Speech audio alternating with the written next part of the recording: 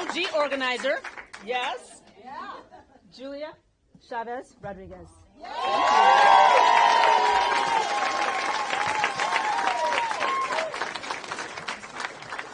Thank you so much, Michelle, for that warm introduction and for also inviting us into the House of Labor today. Thank you, SEIU. And we're so grateful for the work that you all do, organizing in our communities and so many industries day in and day out. And yes, Joe Biden and Kamala Harris are the most pro-union administration we have ever had.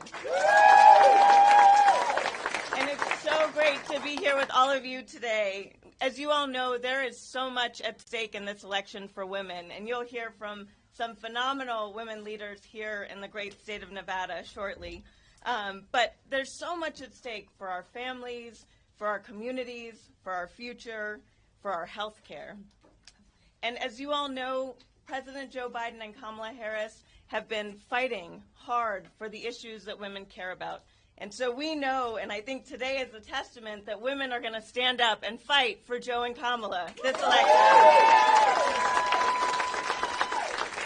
And it's why I'm so honored to be here with all of you today, and with, of course, our First Lady, Dr. Jill Biden,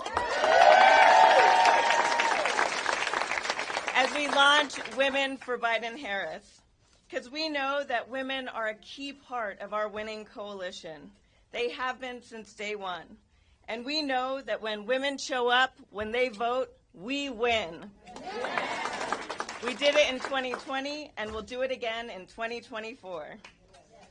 And this coalition will also be highlighting some of the clear choices that we have this election. We know that women are a voice for really underscoring the choice that is before us at the ballot box this November. While President Biden and Vice President Harris are focused on lowering costs, including the cost of prescription drugs and groceries for our families, Donald Trump wants to raise health care costs and rip away health care coverage from tens of millions of Americans. And we're not going to let that happen. No. While President Biden and Vice President Harris want to restore reproductive rights and freedom for women, Trump brags about overturning Roe, has called for punishing women who get abortions, and want to ban abortion nationwide.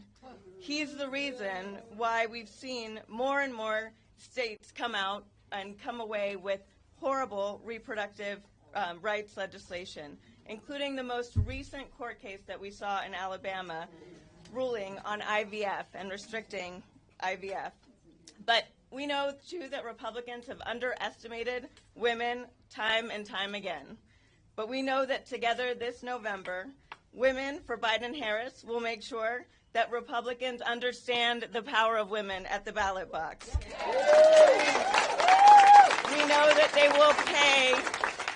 know that Republicans will pay the political price for the outdated and frankly old ideas that they continue to put forward. And you all are critical partners for us. We have so much work to do between now and November 5th, including collecting the signatures that we're collecting today to make sure that reproductive freedom is on the ballot here in Nevada. So thank you all for being here. Thank you for being part of this winning coalition. And now it's my honor to introduce Las Vegas's own Representative Susie Lee. All right, ladies! And a few great men who are here. Because let's face this election is about women maintaining our freedom and choice. It's about families maintaining their freedom and choice. We are all in this together. So,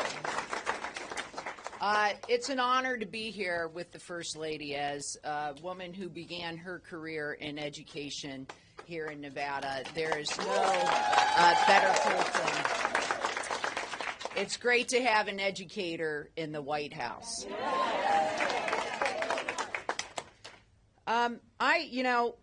This has been a really emotional week for me. I don't know if many of you know, but both of my children are here today because of IVF. And when Roe v. Wade went down, thanks to Donald Trump, I always thought in the back of my head that they're coming after IVF. And it literally took less than a year. It took less than a year.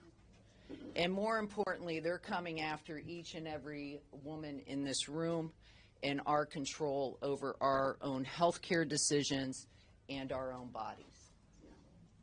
And I look at these beautiful young women here. I look at all the young women around this room. And my message is wake the hell up, okay? Because we got some work to do.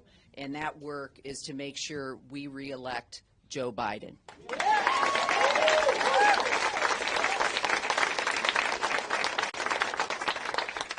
That means, you know, when I think about when Roe v. Wade went down and what's happened across this country, the abortion restrictions in 21 states, 25 million women in our country not being able to have the choice. And let me be clear. This is an economic decision. When women want to stand up for equal pay, for equal work, when we want to stand up and make sure that we have access to every economic opportunity that men do, then we should be able to make our choice on our own health care. Infertility is an illness. IVF is a treatment. Abortion is health care. We should be able to make our own decisions. It doesn't belong, thank you, it doesn't belong in the Supreme Court. It doesn't belong in the Alabama Supreme Court. It does not belong in state houses, and it doesn't belong in the U.S. Congress. It belongs...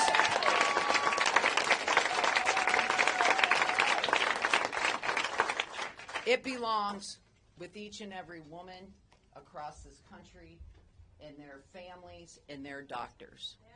And that is exactly what we are fighting for. So raise your hand if you signed the petition. I want to make sure we got everyone in this room. If you have not, make sure you sign the petition today. But more importantly, this is the election of our lifetime. And it's not just, obviously, for me, my freedom and my choice is on the ballot.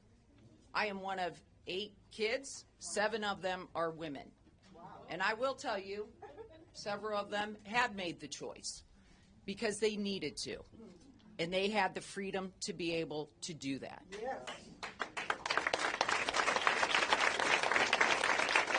But more importantly, when I think about what's on the ballot, to me, it is, first of all, a president who has stood up for working families time and again, the most successful president in my history, making sure we're delivering on lowering prescription drug prices, lowering health care prices. By the way, getting us out of the craziness of COVID, which Trump made even worse.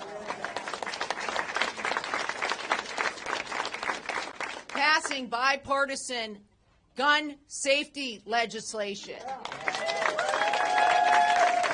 And here in our home state of Nevada, creating jobs with the largest investment in renewable energy and climate change in history.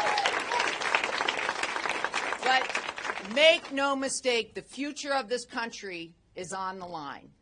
And when you look about democracies in history that have fallen, the first group of people they go after, who is it?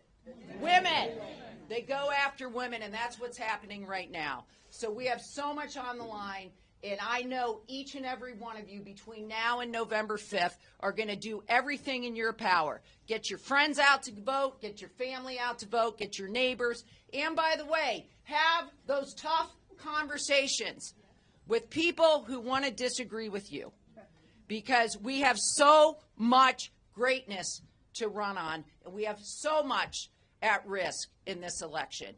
Thank you. We're going to be on the trail together. Let's get it done. Let's fight like hell.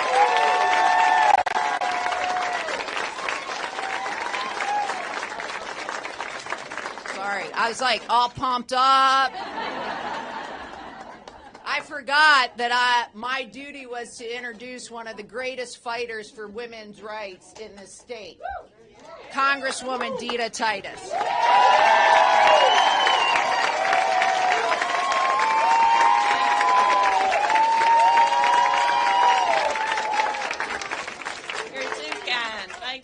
much. And thank you. Isn't it great to be in the House of Labor? Thank you, SEAU. We count on those purple shirts being out there on the front lines in every single session, so thank you. And how inspiring is it to look out and see a room full of smart, committed, talented, beautiful women who are ready to go in this election. And you know, those same words could be used to describe our special guest, First Lady, Dr. Jill Biden. You know, I thank Susie, and I thank her for her courage, not just in the Congress, but for standing up and telling her own personal story. So this is not something written down somewhere. This is something that happens to real people we know, and that's what makes it so striking. We know exactly what's at stake. You know, our rights have been under attack from the MAGA right since they took over before this administration. And as someone once said, women's rights are human rights. You know, another famous woman poet once said, if somebody tells you who they are, believe them. And if they show you who they are, even more, you got to believe them. And brother, was that the case under the Trump administration? You know, we knew from the very beginning, right after the inauguration, how bad it was going to be. And women took to the streets, remember? The biggest marches by women ever across this country. Big cities, little towns, people were out there wearing those little self-knitted pussy hats. We were showing them. And we knew what was coming, and brother, were we right. You know, he had bragged about stacking the court. He had bragged about the way, you know, they called it locker talk, treated women. Bragged about rolling back Roe versus Wade. He told us who he was, and boy, was he right. And we can't let him get back in there again. No. You know, after that administration that was a shock to some people, but we said, I told you so, you know, then along comes Vice President Joe Biden. And boy, was he the opposite. A long record of supporting women's issues, led the fight for Violence Against Women Act. It wasn't something new. It was something that he had been doing a long time. He didn't just talk the talk, he walked the walk, and he had the history to prove it. You know, we listened, we heard him, we got out there. He didn't do it alone. He had a fabulous partner with him. He had a an advisor. He had someone who offered love and compassion in bad times and good. And he had somebody he could do pillow talk with about important political matters. He had a woman by his side, an educator by her side, and what a team they made. And then he picked a woman of color to be his vice president.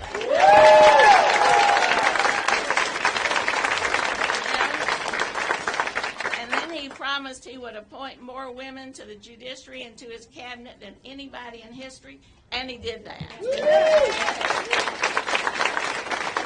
And as you heard, he put together an incredible coalition of voters to make that happen. And that coalition included labor, and it included minorities, and it included seniors, and it included who put them over the top? Women. Women put them over the top. You know, our aunties and our abuelitas, union women, those ladies in those hats I mentioned, women, white educated women in the suburbs, co-eds on campus, women put them over the top. So when they say who put Biden over the top and who's going to do it again, what's our answer? Women. We did it. Women did it. And we're going to have to do it again. Because as you have heard, everything's on the line. You know, they said they were going to stack the court, and they rolled back Roe versus Wade. And what did Trump say? Blame me. I'm proud of it. Blame me. Well, we're going to blame him. We're going to take it all the way to the ballot box. And, you know, as Susie said, it's not just the abortion question. Then it's IVF. And I can tell you the next thing he's coming for is birth control, so just get ready for him. And they're doing it in Congress. They're doing it in state houses. They're doing it in courts all across this country. And so don't not believe them when they tell you what they're going to do, because that's what's coming, and that's what it's all about. And And that's why we got to get out there, put on those hats, pick up those signs, knock those doors, make those phone calls, and drag people to the polls if you have to.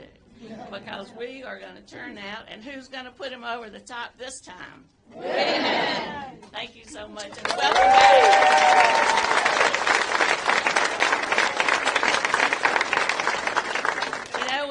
We have a women majority in the state legislature, and a women majority in our congressional delegation. How great is that? And here's one of our wonderful leaders in the Senate side, Jackie Rosen.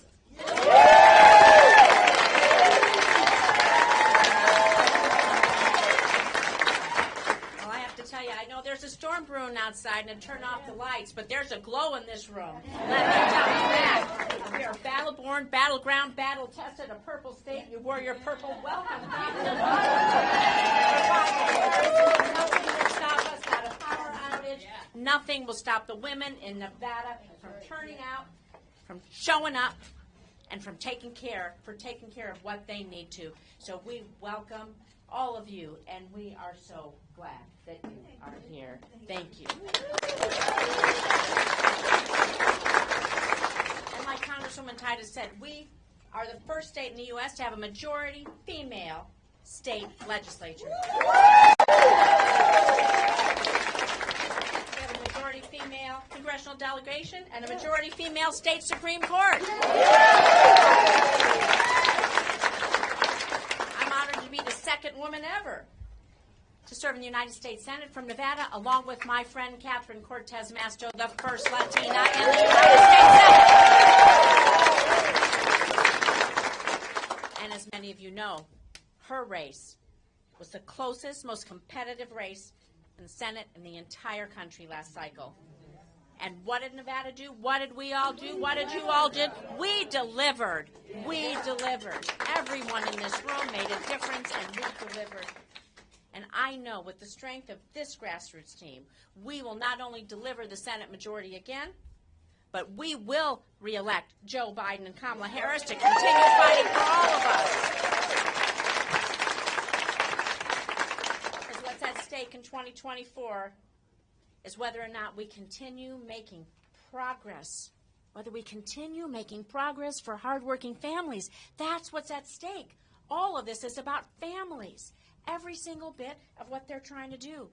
And are we going to allow MAGA extremists to drag us further backwards, take our families backwards? No, we are not. And we've accomplished so much under the last 3 years under a Democratic Senate majority and with strong and steady leadership in the White House. We passed the PACT Act. I see right here, veteran, right in front of me. How many veterans we have today? That's right. We thank you for your service, and we need to honor that service. So we were proud to pass the PACT Act that's going to give health care and benefits for every veteran exposed to toxic substances or any other hazards while you're in the military, because you kept us safe, and we need to keep our promise. We did that when we passed the PACT Act. We delivered the most significant gun safety and mental health legislation in 30 years with the bipartisan Safer Communities Law. Yeah. I had a young girl from Bob Miller Junior High in Washington last week. You know what she asked us? Do I stay safe in school? I'm afraid. I'm afraid. Yeah, she's 12. We passed the Safer Communities. We put in help for mental health. We need to do more. Yes. Now, I know a lot of you drove here. We've got a lot of cone zones. That's great because we passed the bipartisan infrastructure law to finally rebuild Nevada's infrastructure and create thousands of good-paying union jobs in our state. Eleanor Union Hall, you know the power of the unions. I don't have. We took on the drug companies. Years at Medicare for $35. Life-changing. And finally, we give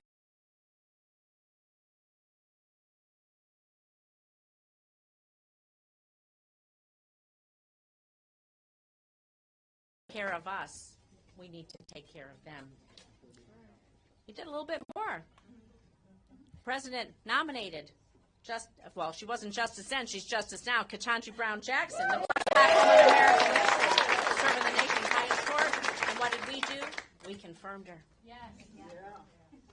Now, you've heard from everyone else. You're going to hear a little bit more, especially from our fabulous First Lady. But let's be clear.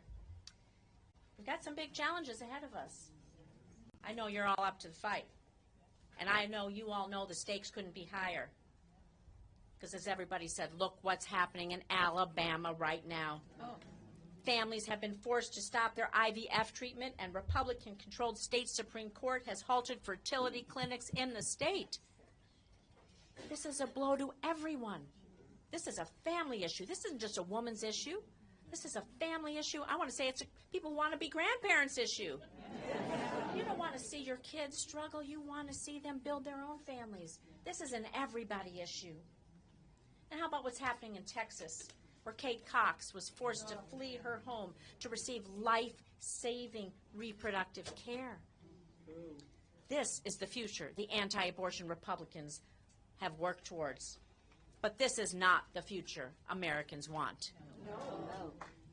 So, this past week, what have Republicans been doing? They've been scrambling to hide their extreme records by claiming to support IVF all of a sudden, even while they blocked the legislation in the Senate to protect IVF in every state. They had the opportunity and they blocked it. It's kind of a pattern, isn't it? Yes. Senate Republicans proudly voted for dozens of anti-abortion judges, including 3 Supreme Court justices, and then they pretend it was out of their hands when Roe v. Wade was struck down. Senate Republicans campaigned for decades against reproductive rights, and now they're pretending that they aren't going to implement a nationwide abortion ban. But we know they are. Yes. We know they are. And they say they support exceptions for rape and incest. And they don't want to try to intimidate doctors or prosecute doctors when they provide care. We know they don't mean that either. Right. And on a personal issue, when it is such a personal issue, when deciding to start a family, we can't trust Republican make-believe. We have to look at their records. We have to look at what they actually done. We have to look at what they're doing in city after city, county after county, state after state, and on the floor of the United States House of Representatives and on the floor of the United States Senate. As everyone says every day, believe them when they show you who they are. Yeah. Believe them. They are telling you. And the reality is we're only in this position because extremists like Donald Trump and Mitch McConnell and Sam Brown were successful in overturning Roe v. Wade, reversing 50 years of legal precedent. My daughter, all of our daughters here, have less rights than we had. And it paved the way for dangerous action. So here's my message to Republicans trying to cover up their extreme records here in Nevada, or frankly, any place else. I'm going to ask you to repeat after me. We won't let you. What's our message to Republicans? We won't let you. We won't let you. Now, it's going to take all of us working together to fight back against the extremists, MAGA extremists, who want to take all of this away, want to reverse all of it. We can't let them take control of the White House from President Biden. And that starts right here in Nevada. Like I said, we are battleground, battle-born, battle-tested, the purple state, and we are the #1 place where Joe Biden, Kamala Harris need to win. And what happens here will determine the outcome of the 2024 election. 4 years ago, we're going to give you all a round of applause. You all helped us elect Joe Biden and Kamala Harris and deliver an administration that respects people.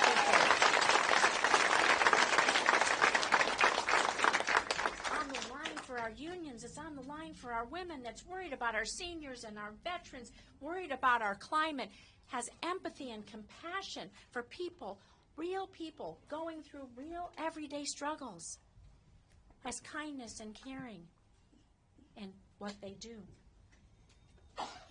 And 2 years ago, you helped elect my friend, my colleague in the Senate, to deliver that pro-choice majority in the United States Senate.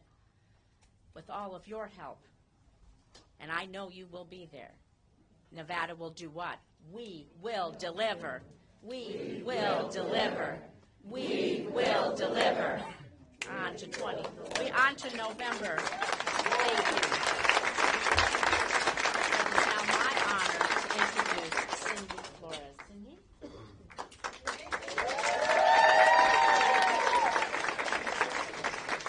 Okay, well, a week ago I barely had a voice, and now it's a little bit better, but I might have to pause a little bit.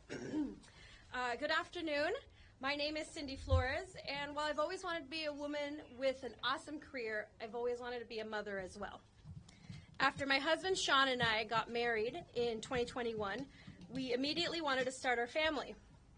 But after more than a year of trying, turning 35, and learning to manage symptoms of a reproductive medical condition impacting my health, my OBGYN suggested we explore options in fertility assistance. No one grows up thinking they will need help to start a family. I definitely didn't. I definitely didn't think I would be one of the millions of women who struggle with infertility. Yet here I am, after years of losing hope and way too many tears. My husband and I are lucky enough to have the opportunity to add to our family through IVF. Sorry, okay, thank you. While attending one of my many ultrasound appointments last week, news broke that women like me in Alabama just had their dreams crushed. Some were preparing for the second step of IVF, transferring an embryo, when suddenly clinics put a hold on IVF treatments after an outrageous ruling by the Alabama Supreme Court. After all the medications and shots, after dreaming of holding their baby for so long, these families have no idea what is next. And my heart breaks for them because I know that feeling. What we see in Alabama is a direct result of Donald Trump appointing 3 Supreme Court justices who would go on to vote to overturn Roe v. Wade, something which he is so proud of. Alabama may be the first state where extremists rip away access to IVF, but we can't expect it to be the last. Nevadans have made it clear for many, many years. We trust women to make these decisions. But we cannot ignore what lies ahead. Our reproductive freedoms are on the ballot. The choice is very clear this November. Donald Trump supports a national abortion ban, which would rip away our rights in Nevada. President Biden and the Biden-Harris administration have fought to protect abortion access, calling on Congress to restore the protections of Roe and making it clear they'll veto any bans on reproductive care. From defending FDA approval of medicated abortions to strengthening access to contraception, it is very clear that President Biden and Vice President Harris understand that this is more than just abortion. It's about our freedoms.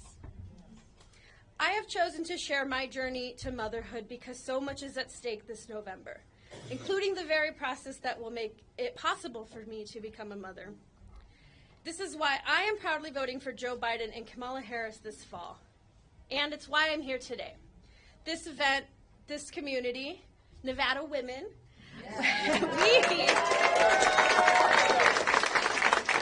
we are so important. We know that we can make the difference here in November. So please join me in giving a big Nevada Women for Biden-Harris welcome to the First Lady of the United States, Dr. Jill Biden.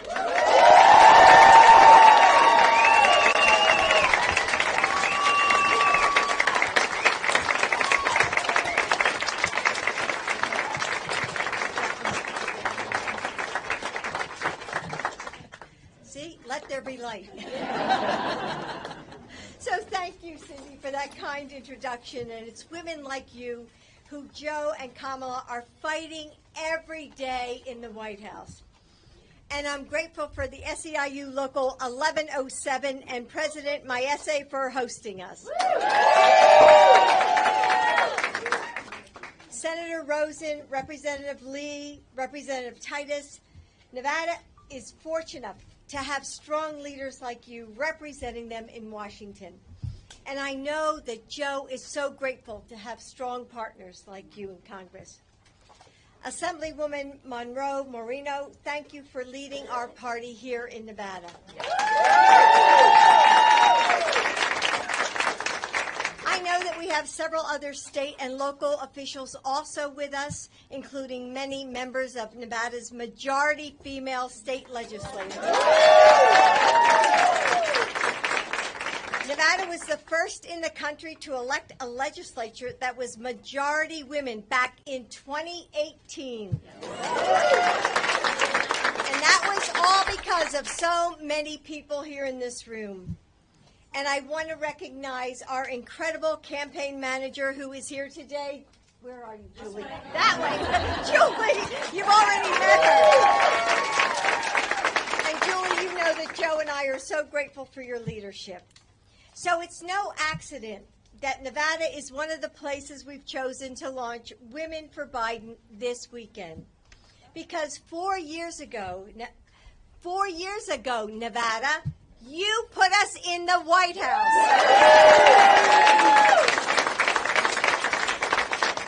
Joe and I will never forget how hard you worked or how much you gave. And we are so grateful. Thank you so much to all of you for being here today, wind and all. So when I was growing up in a suburb of Philadelphia, anybody here from Philly? Yeah. Oh, good. A couple people. Okay. So when I dreamed of what my life would become, I knew that I wanted two things.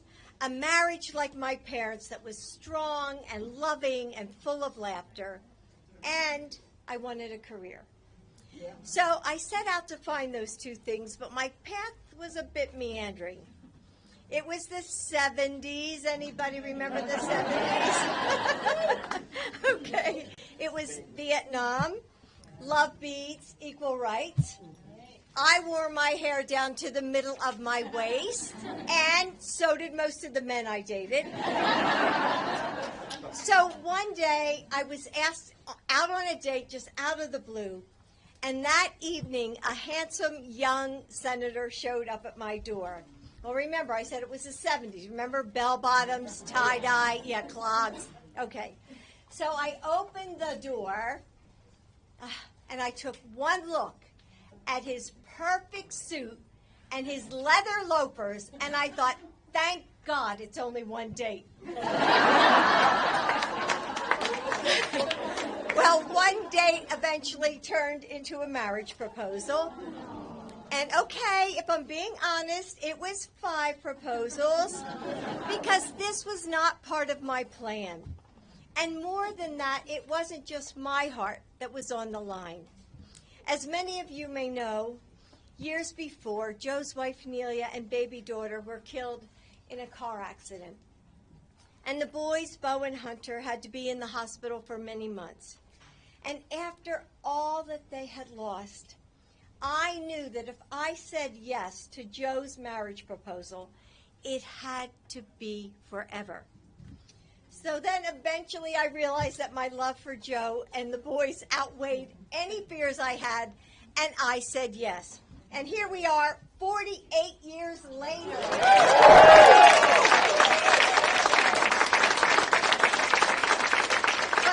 Tell you, I'll never forget what Joe said next. He said, Jill, I promise you, your life will never change. Of course, that turned out to be wildly untrue. Life is change for all of us. We learn and we grow. We overcome heartbreaks we never could have imagined. We find wisdom and grit and empathy. But in the last few years, we've seen a different kind of change. A rupture in the foundations of our democracy. A pullback of the hard-won progress that we've made. We are the first generation in half a century to give our daughters a country with fewer rights than we had. And I think somebody mentioned that. So what do we have now? We have book bans, voting laws gutted, court decisions that strip away our most basic freedoms. But circumstance is not destiny. 4 years ago, Republicans targeted Nevada. You know that. They poured resources in and sent surrogates. They thought that they could turn Nevada red. But you proved them wrong.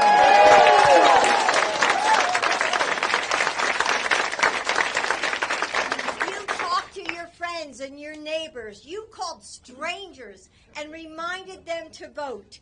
You put on masks during the pandemic and hopped on Zooms. You raised money and you changed minds. You gave everything you had to make Joe and Kamala president and vice president. And you won!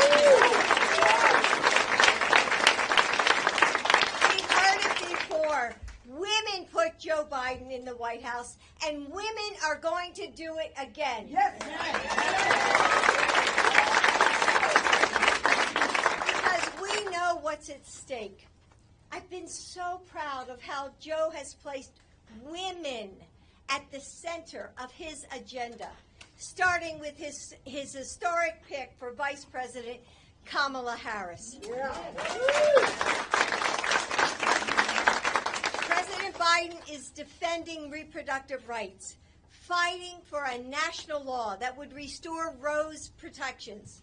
And yes, that means IVF and access to contraception. And he's accomplished so much more, making child care affordable, expanding access to maternal health services, and like someone said, appointing Ketanji Brown Jackson and passing historic gun safety. My husband is the author of the Violence Against Women Act.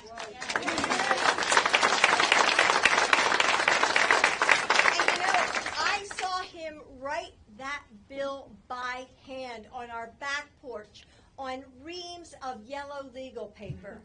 And Joe has spent his entire career lifting up women. But Donald Trump, he spent a lifetime tearing us down and devaluing our existence. He mocks women's bodies, disrespects our accomplishments, and brags about assault. Yes. And now he's bragging about killing Roe v. Wade. Just the other day, he took credit again for enabling states to pass cruel abortion bans that are taking away the right of women to make their own health care decisions. How far will he go? When will he stop? You know the answer. He won't. He said it himself Thursday night in his own words. He's considering a national abortion ban. Donald Trump is dangerous to women and to our families. We simply cannot let him win. We can't wait until to wake up the day after the election like we did in 2016. Do you remember that? Think back. Terrified of the future ahead of us. Remember waking up and thinking to yourself, oh my God, what just happened? What are we going to do now? We must re-elect Joe Biden and Kamala Harris.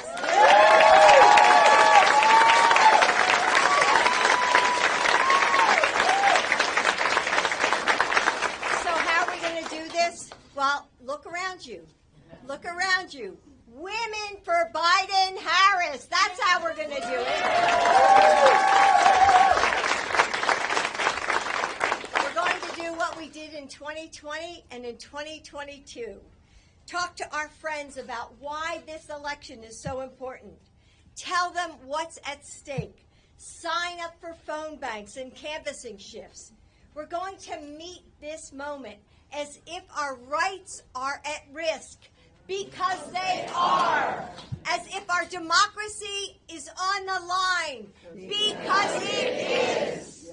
We will decide our future. Because here's the thing about men like Donald Trump.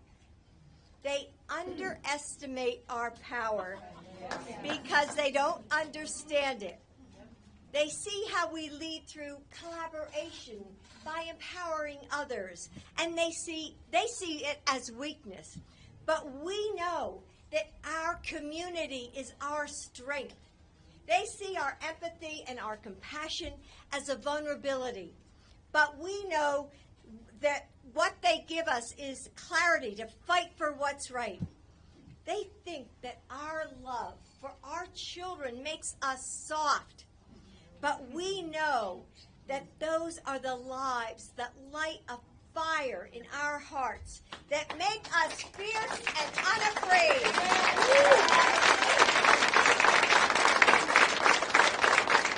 They see us working late shifts and making grocery lists, driving to soccer practices and volunteering. You all know this. Caring for our parents and raising money for those in need. And they think we can be ignored. They don't know that our to-do lists are our battle maps. And when our bodies are on the line, and when our daughters' futures are at stake, when our country and its freedoms hang in the balance, we are immovable and unstoppable. That's what our power looks like. And it's time we show them once again just what we can do by signing up to make sure reproductive rights are on the ballot in Nevada. By working every day from now until the polls close. By re-electing Joe Biden and Kamala Harris. Yes. By deciding the future we want, the future we need. And then, when we do, nothing and no one can stand in our way. Thank you, Nevada.